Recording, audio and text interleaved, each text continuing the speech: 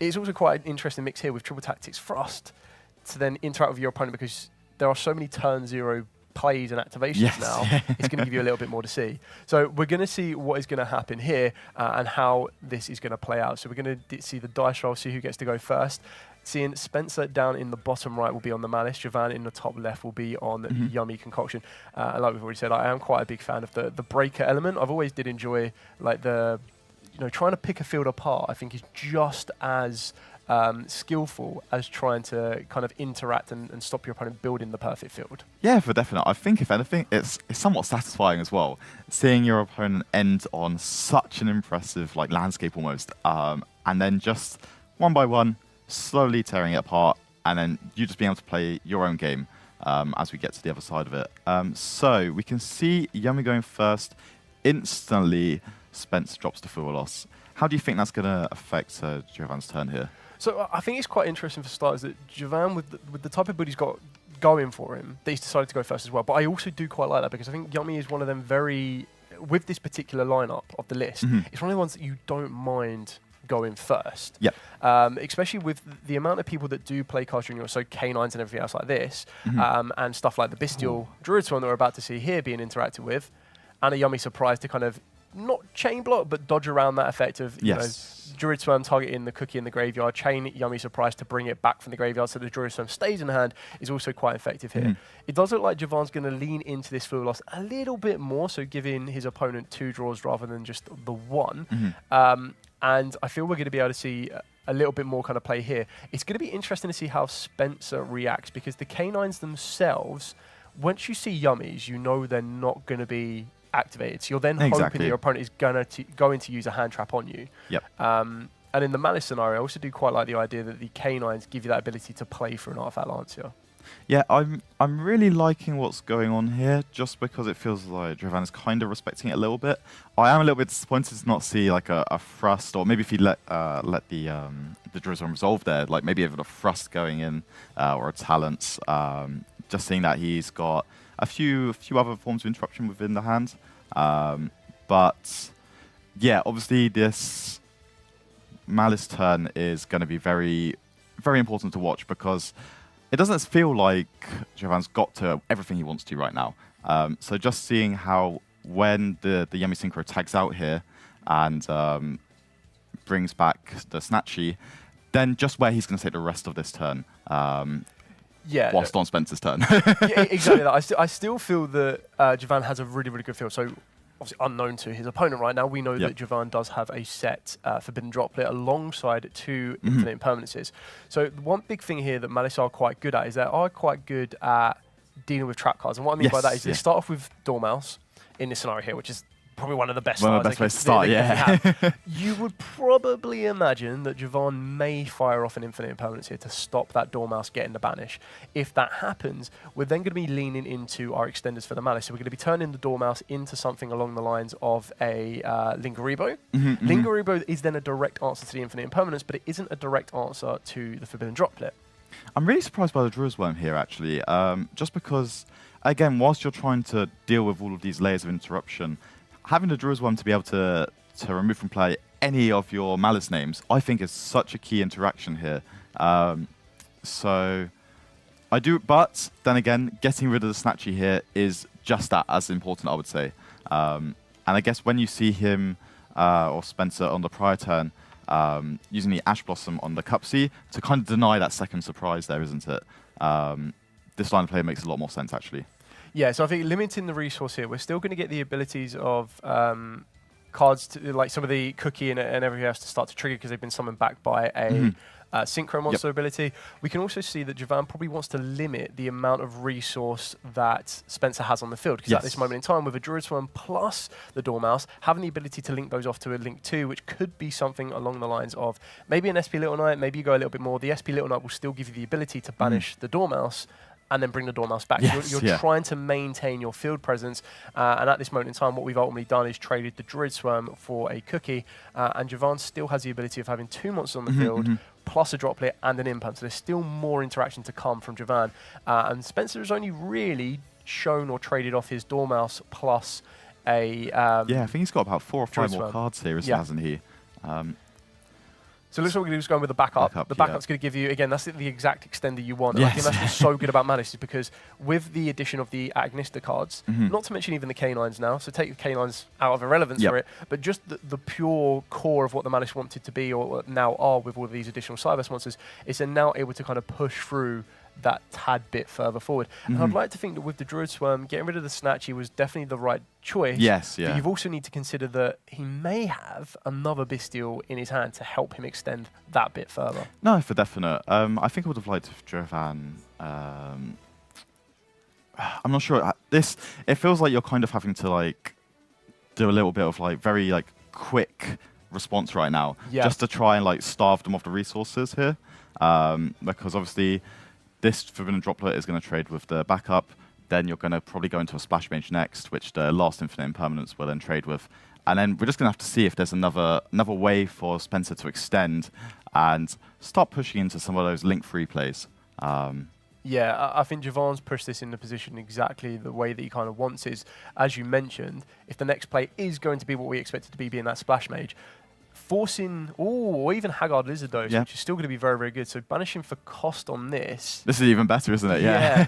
Because this now doesn't trade. So as I was previously going to say, getting rid of, forcing your MALISS opponent to get rid of their Linkuriboh when you know you've got an infinite dose is pretty much like a dream scenario. Yep. And a lot of people had kind of considered to not play Haggard Lizard Dose anymore because they do Cyberse lock themselves. But this is actually going to turn out to be one of the best options because that banish for cost in its own self does play around that final infinite impermanence. And Javan did put, playing the Breaker version of his deck, put everything he had onto the field. Yes, so going into Javan's next turn, if he makes it there, he really just needs to be able to see one of those yummy like starter plays next turn. If he doesn't, it might just be the end of the game for him right here, right now. Yeah, exactly. Like we can highly expect that the Imperm may trade for this red ransom, or it looks like Spencer's searching, so maybe he's holding that Imperm back. Yep. I suppose at a particular position like this, when you have that one interaction left and your opponent has kind of, as we've seen, like taken every interaction you've had. So we've seen a destruction of a Druid Swarm, we've seen an infinite impermanence used already, we've seen a forbidden droplet used already. So that's 3 interactions you've already kind of try to kind of interact with your opponent and stop them getting where they need to go. So where would you hold this final infinite? Is there a point where you feel that imperm, that's the last straw? I'm not really too sure now because at least where I stand, I think the longer you let this infinite impermanence sit, the less valuable it will get, the less value you'll retain from it. And I think at this point, it's kind of like I think it might even just be better to kind of even maybe hold it for your turn. Yeah. Because you're just going to have to keep on letting them play and play and play and develop that field. And I don't really think there's a really solid way to stop Jovan from making that push for game here. Yeah, I think just off the top of my head, the only target that I would be fearful of that could end the duel would be the access code talker. Yes, yeah. But the most players, within reason, are trying to work themselves into the Heart Scriptor first. Yep. And the Heart Scriptor then becomes the bait out, and then with an additional extender, you're using the Heart Scriptor with another monster to get you the access code, and then bringing the Heart Scriptor back at 5,000 can lead you into, into game. So I agree with you. I think not so much snowballing, but depending on where we go here, which looks like it's going to be the access code, which I would imagine is going to get hit with the imperm. It will, and then it just feels like you can, again, just keep pushing, right? You still have the ability to move from play for cost as well. Yep. So I feel, again, it just feels like it's very much in Spencer's favour for this game. And he's still got, what, 2 or 3 cards left in hand? Yep. So, very much I'm in Spencer's court for this one. It does look that way. Exactly like you said. So we're going to be using Access Code Talker. We're going to be banishing the Red Ransom. Red Ransom, paying what would seem such a small cost nowadays of 900 life points, is going to be able to bring that self back to the field. We still have the GWC that, remember, can be activated the turn it is set if you banish a MALISS monster. Being able to utilize the effect of when Red Ransom comes back to the field to banish Chessy Cat. Chessy Cat's going to hit the field. And even though it looks like, if we're offering the shuffle up, we may have the effect of Chessy Cat to try and draw cards. It'd be amazing if you just play the March Hare here or something else.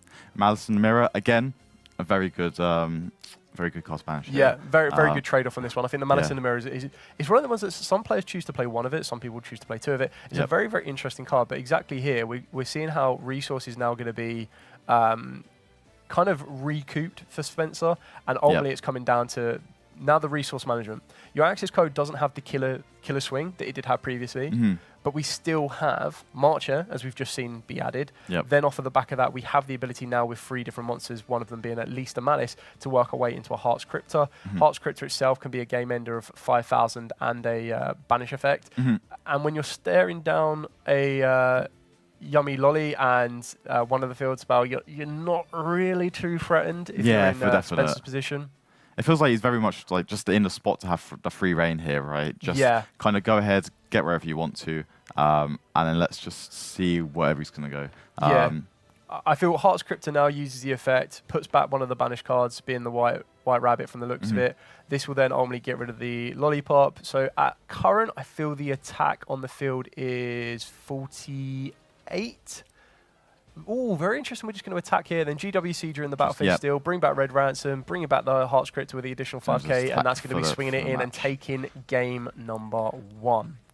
Yep. So, as we've been quite confident going second in game 1. You'll probably assume you're going to be going second into game 2. And that's exactly what we're about to see here. So we see that Javan has started off, and it's not the most ideal hand. That looks like 2 Triple Tactics Thrust, 1 Talents, 1 Purge, and a Surprise.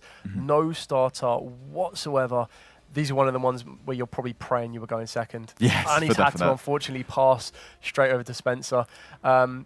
Very interesting though, with no set cards on the field, this might put Spencer on edge when you're trying to dictate what your opponent may have. That it's like, you obviously have the possibility that they've kind of clogged their hands a little bit. Yes. And you also have the option that it could be all hand traps. Yeah, exactly. Well, what I would say here is obviously you've got through to main phase 1.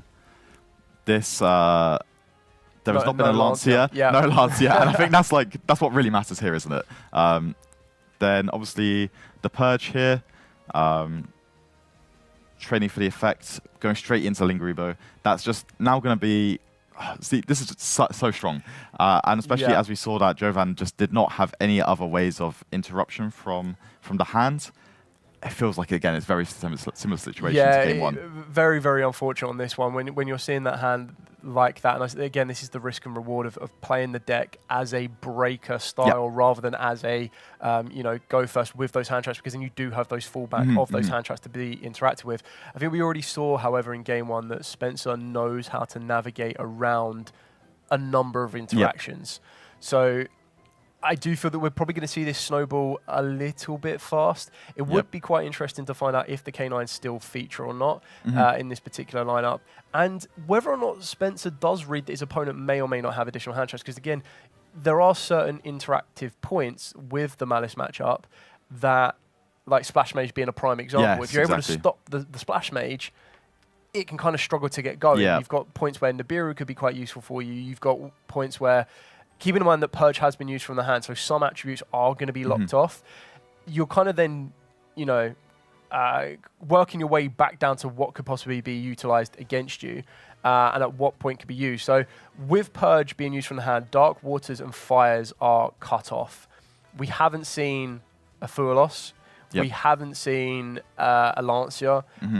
Nibiru is possibly the only one left, and maybe an Infinite Impermanence that could be a point of interaction. But again, you would have seen the Imper maybe come down on Splash Mage or Red Ransom. And I feel as we move piece by piece closer to what is the generic OTK end field of a Malice field, that you're looking at stuff like, as soon as you get to Heart's Cryptor or as soon as you get to Access Code, it's probably going to be game. The big thing to remember is, with your opponent not having anything else on the field, your Access Code won't be able to get the banish, which sometimes can catch a lot of people off guard, because they will go to Access Code just as a normal like force of habit. And then you're going to need to start trading off with other kind of elements as well. No, I definitely agree with you, especially just as Spencer navigates the rest of the turn. It's just, I think really it's just respecting the Nibiru here, right? It's ensuring that you still be able to make that push to win the game this turn through a Nibiru if it does occur. And it's just ensuring that you don't really falter to that, right? I really like the removal of the Dominus Purge there. Again, just respecting, is it the Songs of the Dominance there? Just in case it maybe want to save it for a later point in the turn. But again, it just feels like we are getting to that snowball now. Yeah, I feel you can kind of read certain interactions from your opponent as well. Sometimes it's the body language. Yes. But then also sometimes, I suppose it depends on how much you can focus, because you still want to be able to play your own field. You still want to play your own combos.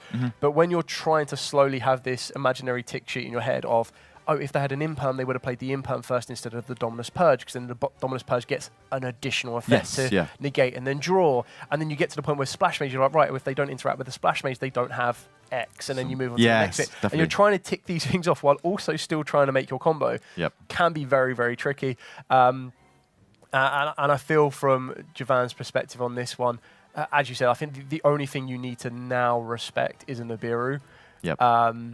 And Spencer just needs to make sure, you know, sometimes you're falter. Exactly. Sometimes the biggest enemy can be yourself when you kind of get carried away a little bit. So at current, what do we have? We have White Binder is on 23 plus 800 because we've used Dormouse this turn. Red Ransom again will be on 28, so that's a total of 56. And then Dormouse and Chessicat. And we've got the MTP as well there, right? Just if we need to finish up a little bit. Yeah, I'm not even sure that's needed, but either way, that should be enough to, just finish the game off. Yeah, there we go. That's unfortunate for Javan. He shows his hand off now. That's just, I mean, that's just the bad luck of the draw. He wasn't going to get there anyway. No. That is so unfortunate.